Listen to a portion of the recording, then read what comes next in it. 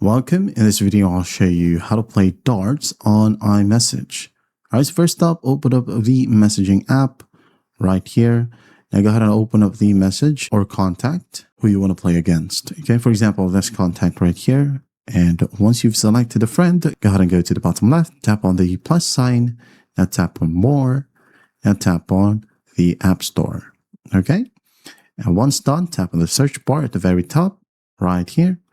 Tap on it and look for Game Pigeon. Just like so. Tap on Game Pigeon, get it from here, and once it's installed, just close the App Store, and then find the messaging app again. Open up the contact, now tap on the plus sign, now tap on more, and in here, you should be able to see Game Pigeon available. Now what you'll do is just go ahead and tap on Game Pigeon and find darts right here. So just tap on it, and tap on play right here, and select the game mode, by the way, before you tap on start. Tap on it. Now, you could add a comment or just simply send it.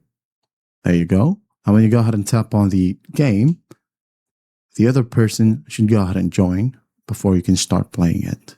And that's how simple it is to play darts on iMessage. I hope this video helps, and I'll see you in the next one.